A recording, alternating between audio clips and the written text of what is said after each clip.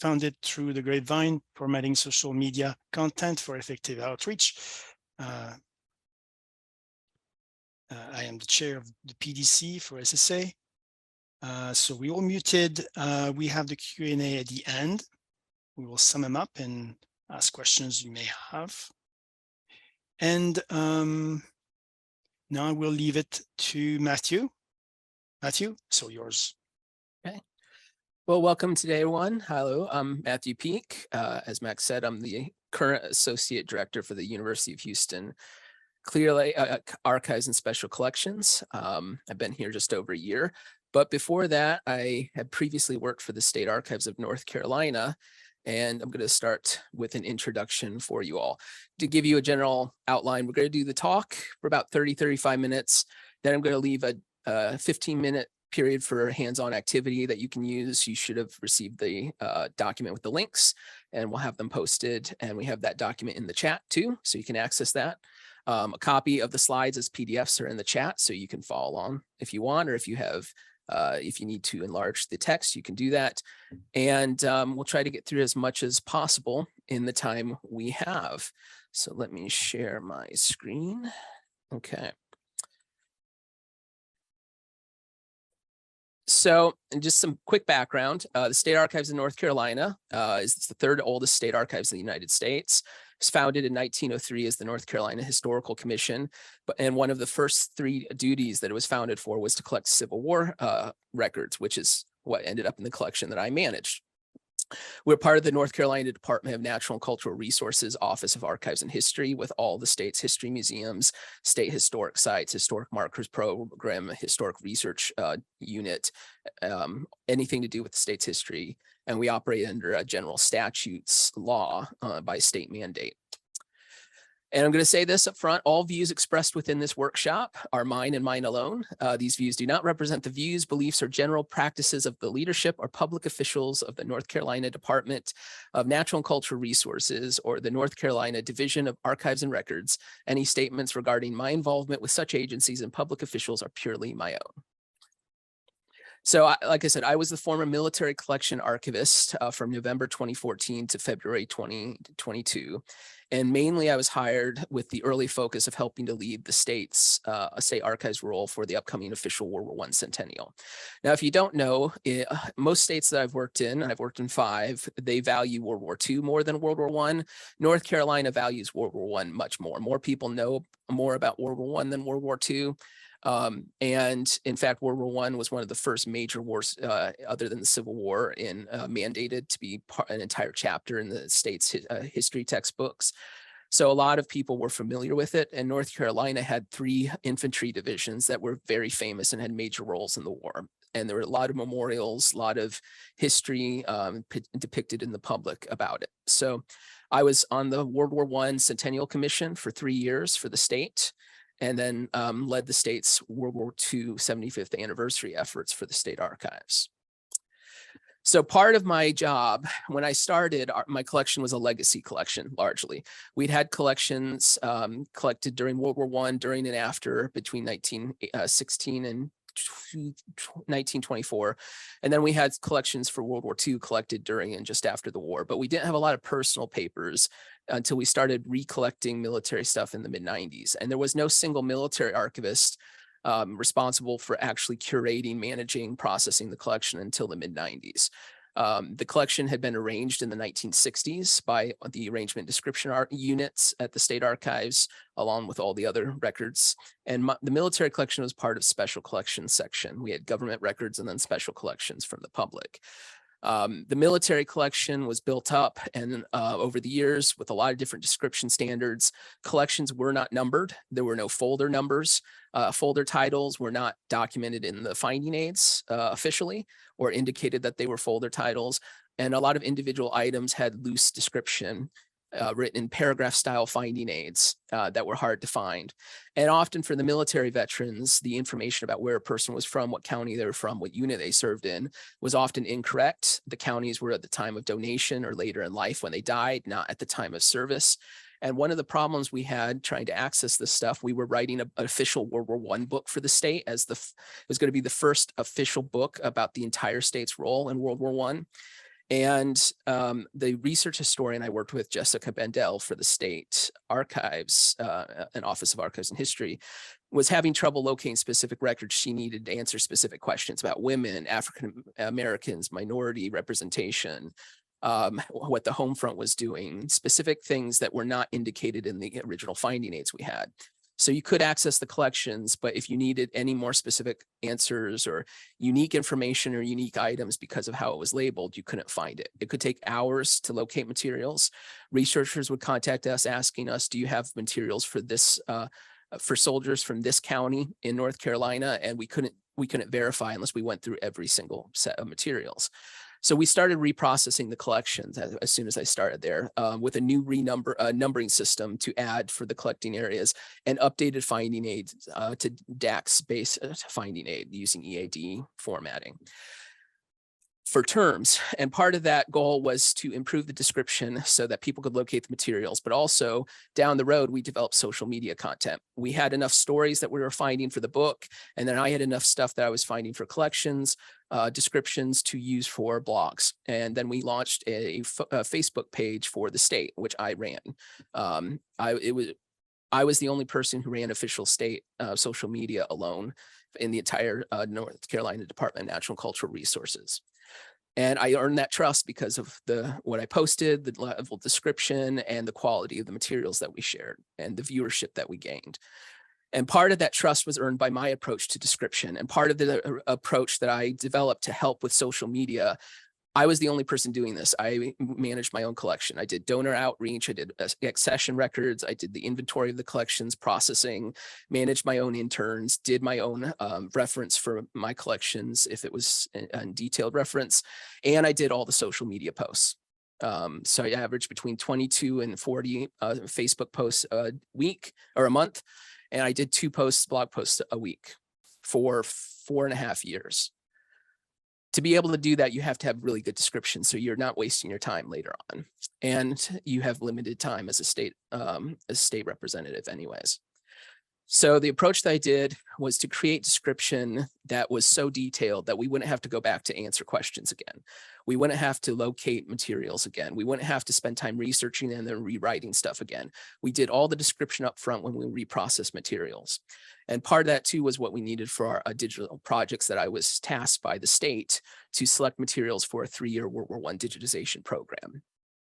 So we're going to go over my description philosophy. A lot of you say, oh, I understand description. Well, you'll see the difference for me, at least when we get through this. So for me, description is the most important part of the archival process that's the most often underutilized or not understood, in my opinion. A lot of institutions arrange collections into series or subseries, but the purpose, scope, or contents of the series aren't usually described very well. Small or unusable abstracts, scope notes, biohistorical notes confuses researchers. And I was trained as a historian before I became an archivist. So as someone looking for historical information to help me understand a finding aid, I often encounter this when I research in other people's collections. More description of finding aid means less time for reference staff have to spend trying to explain or try helping researchers figure out a collection. It saves your other archivists time, future archivists like me who came in with no information. It saves us time in trying to understand a collection or how it was processed. And also having description is key for conscious description efforts or redescription projects, as we're all finding. And it saves, like I said, it's time for filling reference requests, frees up more time for other archives work. When you have small collections like I did, a lot of my collections were small. I didn't have 150, 200 foot collections. I had a lot of small folders, 1 foot, 2 foot collections, but I had hundreds of these. When you have these small collections that otherwise wouldn't get used like we did, there might be one interesting photo, one interesting document, but otherwise we weren't going to digitize and put online. The only way we can get them used is having more descriptive information. It helps to make the collection more discoverable. A longer bio note allows you to pick one item or photo and have an instant social media post. So this is our current processing manual specs about how to write biographical notes for the UHCL archives. The biographical notes for finding aids are usually created to help develop a timeline from which to base arrangement and description of archival collections when there are many undated or unlabeled materials, as I found in my previous job. As you rely on context clues in the materials and connect it with the general range of someone's life or an organization's operations. Also, biographical notes can be used to repurpose for exhibits, blog posts, for articles, for grant applications, outreach programs, and commemorative events. So with this philosophy, you don't have to return to pull a collection, spend time familiarizing yourself with the materials again or for the first time, and then research and write something. And imagine if your collections are stored offsite and you can only transport 20 boxes at a time per van or whatever service you have. You don't have a good collection description for something. You need a collection to bring it back so you can pull stuff for social media posts. So you request 4 of the 5 boxes. That leaves about 16 boxes for transport for researchers or interns or other archivists needing the boxes. If your description was better, you could request 1 folder or 1 box and save yourself the time and leave materials for other people. Encoded archival context for corporate bodies, persons, and families, or EAC-CPF, first approved by SAA in January 2011, mandates the need to know what people did, their occupations, industries, people's names. If you don't have the description, what people are doing now as part of these EAC-CPF projects are having to go re-research the people in the collections, re-describe the finding aids, so that they can find the terms to be able to input for this new project. So the current descriptive protocols for my staff and interns, and when I do description, I always think of social media. I think this is an item I can use for a blog post. This is a thing I can instantly use for a Facebook post. This is something that we can use for a press release if I need to. This is something I can use for an online exhibit. That's how I do my acquisition policies when I look to get collections for our institution, and also when I'm processing. The processing manual, we have a description standard for the major note fields. I have examples about how to write biohistorical notes. We don't write bio notes to glorify people. They're just written like an encyclopedia entry. They're all standard. They have the same structure. They have the same info. We don't write a lot about awards. We don't, unless it's relevant to things that are in the collection. We only write enough to help people understand what's in the collection and the person in general. It allows for equal representation. Not just of the structure of the finding aids, but also for certain populations. We're not favoring certain populations. Historical notes for events, locations, sites, properties, organizations, you can reuse them. When I worked in North Carolina, I would write a lot about collections that documented Camp Lejeune or Fort Bragg. And we had documents for World War II papers and our Korean War papers and our Vietnam War papers. I would write one history of Fort Bragg up to end of World War II for one collection, and then curtail it to whatever is in the collection that relates to Fort Bragg. Then if I had something for Korean War that was just about Fort Bragg, I could take that and then add description up to that period in the Korean War for Fort Bragg and just repurpose. I don't have to reinvent it over and over and over again. Scope note, we form them from our biohistorical notes and information. In the series notes, we pull information from portions of the biohistorical note for context. So we're repurposing it constantly. And now for digitization or social media projects, we only have to copy and paste the information for the finding aid. There's no time wasted on original description multiple times. So your social media approaches are impacted by your digital collections descriptions. A lot of times during the pandemic, I'd be at home needing a post. I'd have to go to our digital collections or what I digitized and put online and try to locate something. If it wasn't described well enough, I'm not getting into the office. I need to be able to find something quickly. And the better described, the faster I can find it.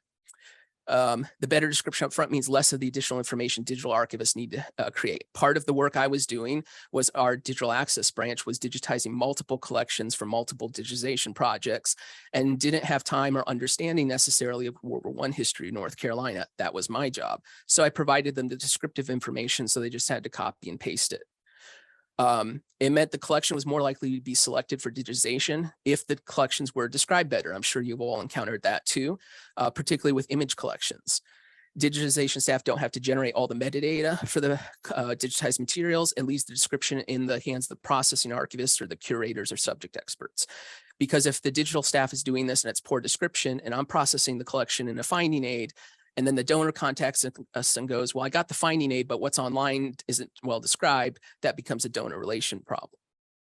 So the online digital collections description often differs from finding aid descriptions in places that I've looked. in other institutions. And because of the different levels of historical information experience from different sets of people involved in the digitization efforts, that's what you get. So here's an example of an image that I digitized for a World War II soldier from North Carolina. His photo album, we put these photos on Flickr for access copies. The album of 10 images only got 135 views, but this one photo, because of how we described it, because people located it and shared it through a variety of social media channels that we can't track usage stats, this image has over 22,000 views since late 2020. And if you have a way to search your collection find aids, you can get better description results. It's easier to find topics for better description. Let me say that again. If you have a way to search your collection find aids, better description results, and easier to find topics for better description of your digital content or for social media content. You can find women's history easier. You can find controversial topics, murder and mystery. If you're doing holiday events, well, what Christmas photos do we have online? I'll just scan that, make that Facebook post. I'm done in 5 minutes. Generating item level description for social media posts won't take as long this way. You just format and post. And then scanning materials is all you have to do unless it's already done. I ask my staff to note or alert me or keep a list during processing of things that are unique that would make interesting, cool social media content and to scan those items so we don't have to find it later. So here's an example. This is a collection I did at the State Archives of North Carolina. This is a blog post about this person. We called bio pieces profiles from the archives. This is taken straight from the finding aid. You don't have to do anything. I just copied, paste. I scanned a few items, put it up there. This physical exam notice to appear to the board of induction would not have, this card wouldn't have been digitized and put online. But it's an interesting physical item tied to this person's life. We can put it online. And then this is what the finding aid looks like finished.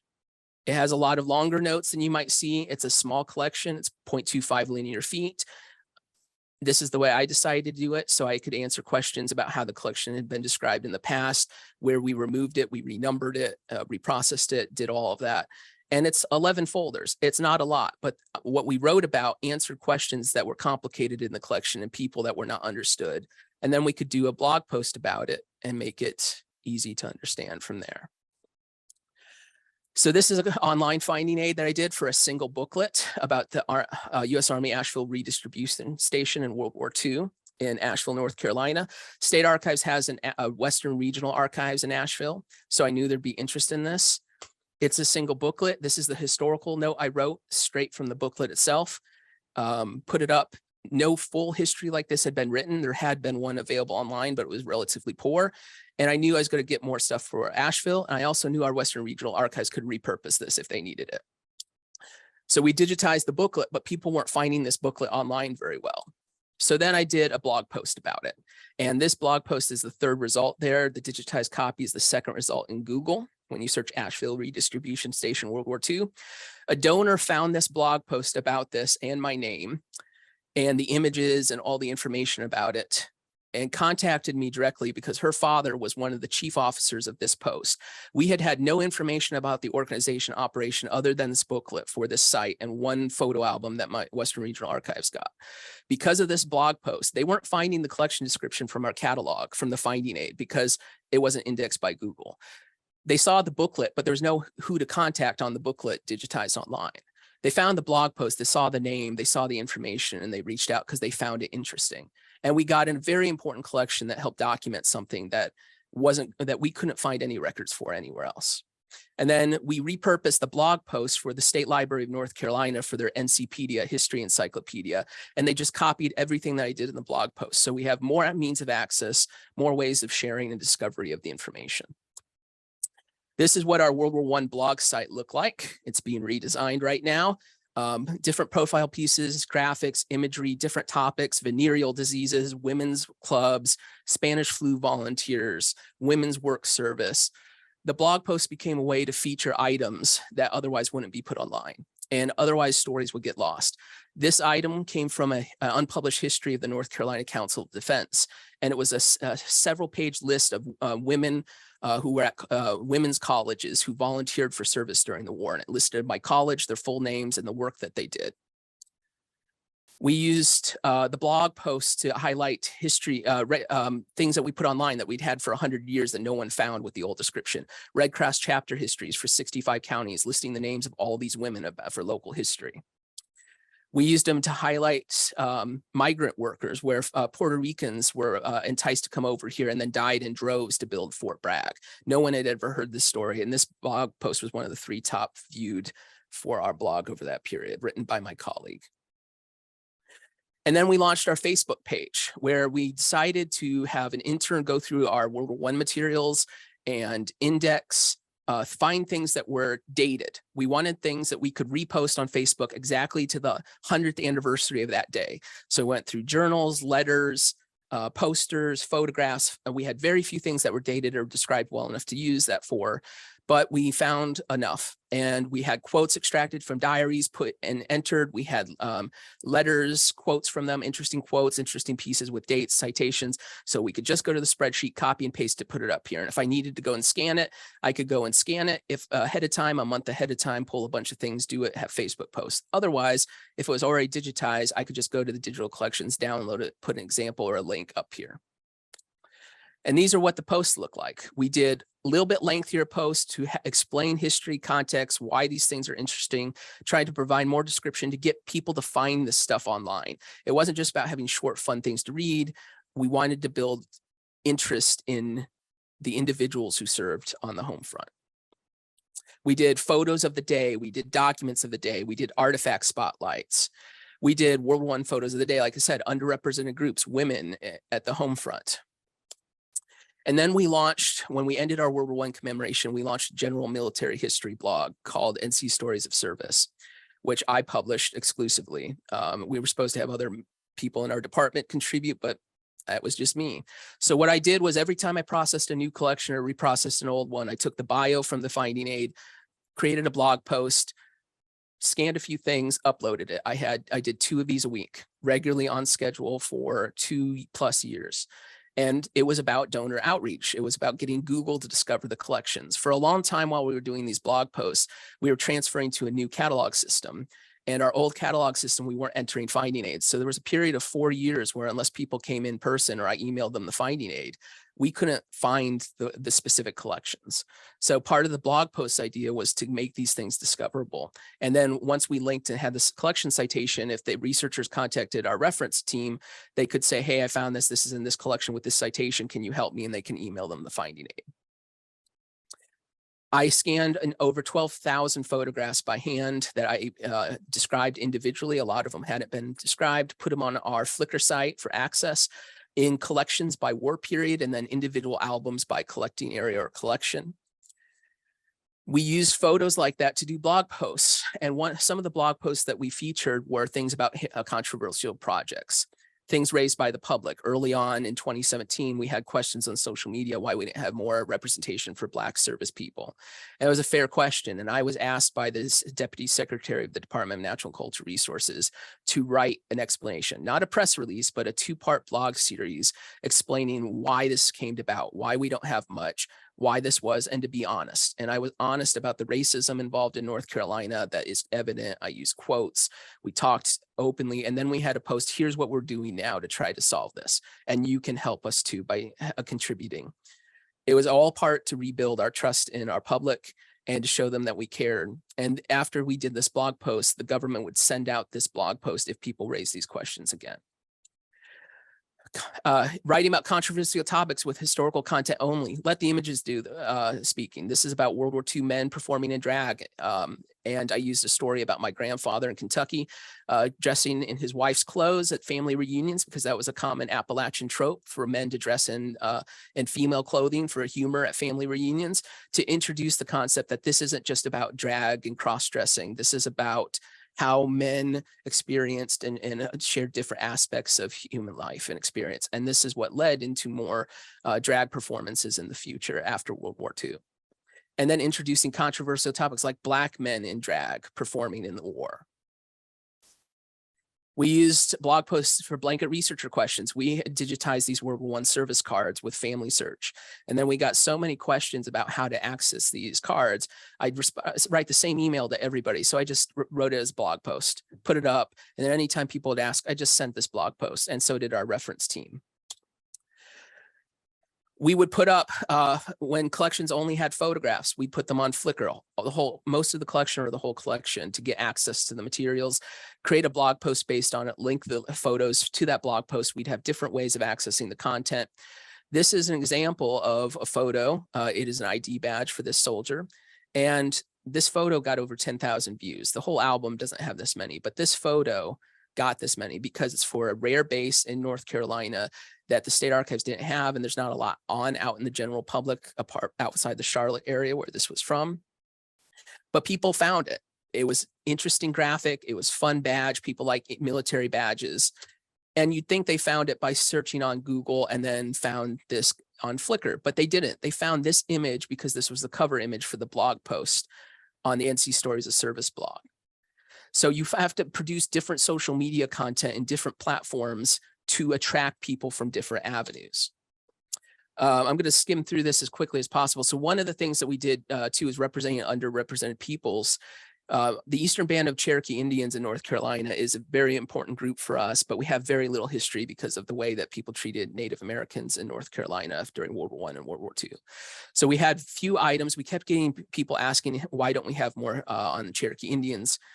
And well, because the materials were poorly described and racist collecting practices. When we reorganized this materials, we tried providing collection numbers and improved description of our World War I collections to make things available to the public. And while I was doing this reprocessing, I tried to focus on locating documents and photographs that had to highlight service of those who were largely overlooked. So we found a 1.5-page type list of 117 members of the Eastern Band of Cherokee Indians who had registered for military draft in World War I in 1917.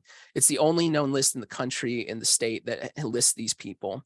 And it was damaged, it was crumpled, it was up against a newspaper clipping. You can still see the newspaper print in it. It was on onion skin paper, very fragile. And when we found it, we knew it was important. And it hadn't been used by researchers. No one had ever written about this. So we digitized it. We put it on our North Carolina Digital Collections World War I collection. But it still didn't get much attention until we shared it on Facebook. I did it on the exact 100th anniversary of the week of this being used. We had very few followers, maybe 200 at the time. We just launched our Facebook page. But within 3 weeks of posting this, we had over 30,000 views, likes, and people reached. We're at over 55,000 now since this went online. It's 2017. And most of this came from the Eastern Band members sharing this with their family, discovering who they are and commenting about who they're related to. And now, like I said, now we're over 50,000 views. It's just a 1.5-page list. But what we did is we got so many comments that were touching. I wanted, during the pandemic and when we were having Black Lives Matter, I also wanted to talk about the racism against Native Americans for military service. And so we used this list in the comments, and I anonymized comments that we got on Facebook to share. Number 13 on this list is our great grandpa here. It's great to see this. Comments about racism that affected their family for generations from this one time period. Blog posts became an important part for the press in our state, as this Wilmington Star newspaper article where they're talking about the number of New Hanover County soldiers who died in World War I from a list that we posted and shared on our World War I blog. And then articles about spotlights of artifacts to focus attention on things like this. A 15, 16-year-old girl who was taken a photograph of by a photographer, not told she was going to be a model for Venereal Disease Institute in North Carolina poster. She was made to look much older. The poster was called Juke Joint Sniper because women in a juke joint can take men out just like a Japanese sniper with syphilis and gonorrhea. And she was, at this time, according to her daughter, not sexually active. And when the poster came out, she became very embarrassed and never talked about the poster for the rest of her life. And we were able to do research, identify the original photograph in another collection at the state archives she was unidentified in, and share her story because of this. And then you might find these old undescribed materials that can relate to current events about helping soldiers returning from home, what counties used to do if they're sick, if they needed tax advice. We used to help them in World War I. We don't as much now. Trusting the government won the war. No one's trusting the government these days. And so this can be a piece for a social media post that you can relate without being political and use it to talk to the history going on. And the effects of this, what are the effects? It takes time. It does. But I'd rather spend the time up front so I can repurpose something multiple times for multiple needs than have to go back and constantly pull stuff on a whim and may not have time to do it accurately. And then when I started here last year, I got this email randomly from someone from my current past job at the State Archives of North Carolina. I'm going to read this and we'll move on to our activity. Good afternoon. I just wanted to say thank you. My son today randomly came upon the article you wrote about my father, Edwin A. Metcalf. We had no knowledge of it before and are unsure how his photographs ended up with the NC Archives. My father passed 10 years ago. Today is my 64th birthday. So my son fortuitously finding your article and the pictures today was like a birthday message from beyond the grave. It was definitely an awesome birthday present. I have to say it brought tears to my eyes. I would have never expected to see an article about my dad. I mean, he is my hero, but to most, not much more than an ordinary guy. So to see an article at any time is unexpected, but to have it show up to us today is extraordinary. I won't take up more of your time, but I wanted to make sure to express my gratitude. How he found this is I did a blog post about his father during the pandemic when I was stuck at home. I had scanned these photos at the office, brought these home, did the description from home, did a blog post. So I had social media content, uploaded these. This guy isn't from North Carolina. He's from New York, but he spent his basic training during the Cold War in the 1950s at Camp Lejeune. And we had no images documenting that. So we got the collection, we made it available, digitized it, and we shared it in multiple platforms. And when the guy typed in his name, this guy's son found this article. And isn't that why we're doing this, right? We're doing this to make an impact on history. A lot of people post things about updates and programs in their blogs and social media. It's boring. How many people like history podcasts because it's interesting, it's topics they've never heard about. This is what social media is for, to be reactive, to be creative, to show cool images, cool stories, the average story. And this is what you can do if you plan your description right, because I wouldn't have been able to do this if I hadn't processed the finding aid or the images the way I did. And having it mean that much to someone is why we do this. So that's it. So what we're going to do now is we're going to have a hands-on activity. Take 15 minutes. If you should have the document, it's in the chat. You can find it as a PDF, or you had it emailed. You may have already done it. Review the selected content. I said in the document 4, but it's 6 sets of materials. Examine them. See what you have to do. Usually I take 15 minutes to check online content, digital collections, scanned images, finding aids, see if there's something there, if there's enough interesting things that I can find. If there's something in a scope note that catches my attention that I can just run and scan very quickly. Observe what the issues with the quality of the descriptive content from these other archives are, and what these issues can have on the development of social media posts. Is there enough description? Is there not enough description? Is there too much description so it's hard to narrow it down? There's a lot of description, but no items online. How is that going to hinder my work? There's a lot of stuff online, but it's not well described. I can't find it when I search for it, and there's no online finding aid. If you're stuck at home during the pandemic, how are you going to do this work? This kind of thing could happen again. So when you're playing, you might be at a conference. Why don't you do a blog post because a colleague didn't get to do it? You have to be able to access stuff. Having stuff online and good description online isn't just for researchers anymore. It's for us too as archivists. So 15 minutes, like I said, it's usually time I spend determining if I can make a social media post of something. Select one of the 6 institutions, explore the links, pick and go through the finding aid, search the digital collections, or just use the other links I provided to see, well, could I improve the description? Would I improve the description? And ask yourself what type of social media posts you can make from the available descriptive information and digital content. And how many different posts can you get from the same set of materials? And then what, if any, are the factors that limit the quick and effective generation of social media content from the finding aids and metadata descriptors? As a user or researcher, what would you want to know looking at this on a Facebook post? So that's it. Go ahead off to your sets. You got 15. If you meet back here by about 1:55, and I'll answer some questions. I'll bring up some points, and we'll let you go on your way.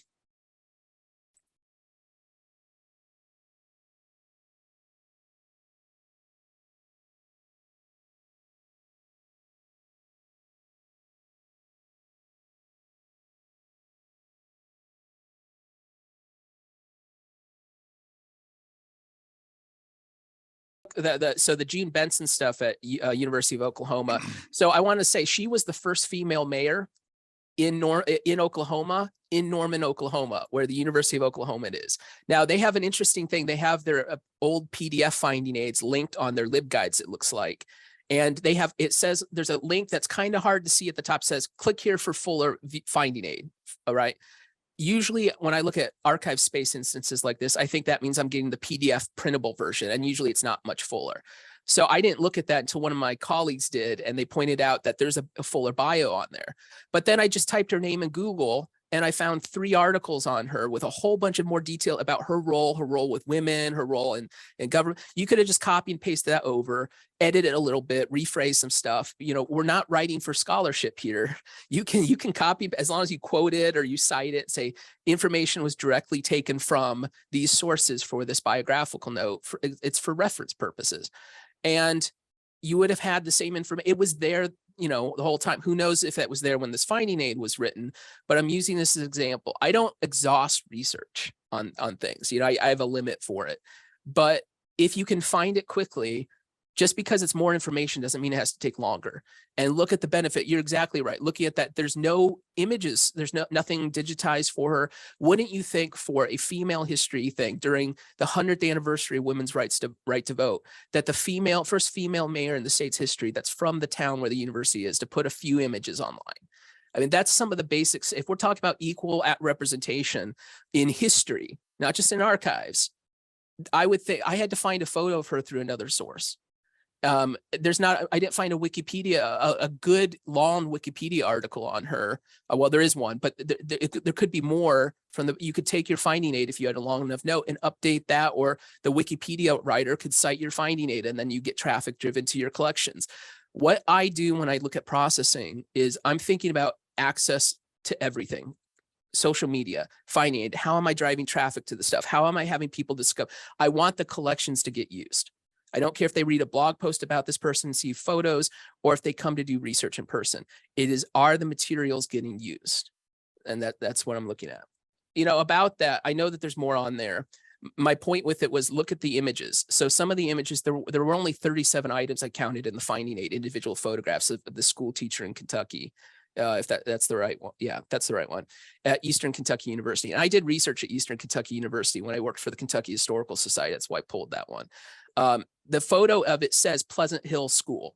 It doesn't say Pleasant Hill High School, Pleasant Hill Middle School. And because there's no bio of this woman who lived 80 something years, I don't know what school she taught at.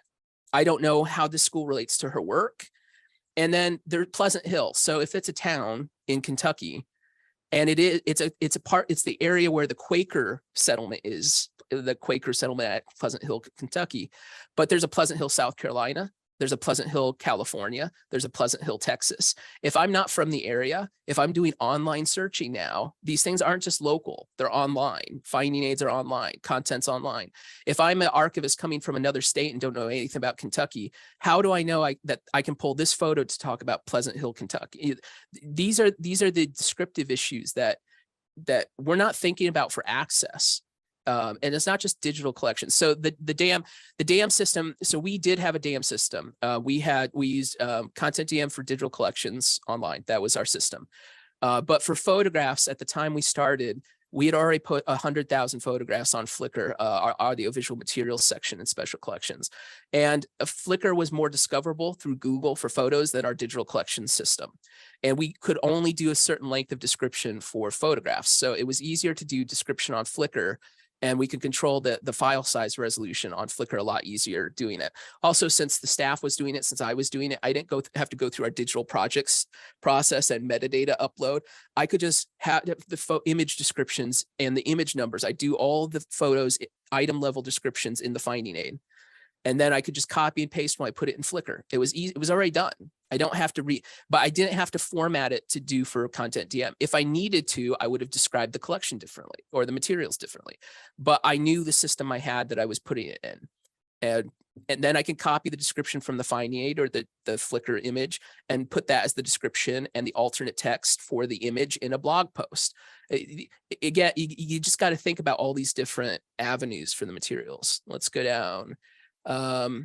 So yes, it will be on, the talk will be on YouTube, on that Southwest Archives YouTube. Let's see, and I'll share my screen real quick. one other time to show you this. So this is an example of one that we did. I took a series note. So this is a set of envelopes from a World War II home front school teacher who was dating a World War II Coast Guard guy in North Carolina. And we had these love letters back and forth from them when they first met, then they got married, all this stuff. So part of this note here, because I thought this stuff it had been in our collection for about 15 years, no one ever used the collection from usage stats. So I made this series note for her correspondence.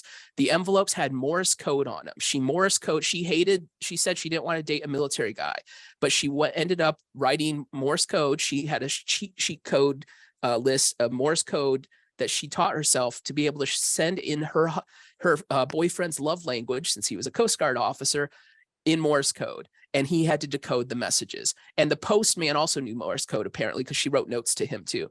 So, I couldn't read all this Morse code the way that she wrote it. We had this cheat sheet. So what we did was we posted these scans that I made on our Flickr page. And then we got people who, we got people who commented and helped get love messages here. We got people who helped let's see, where's one that's decode them. I am still positive, and it related to something in the letter.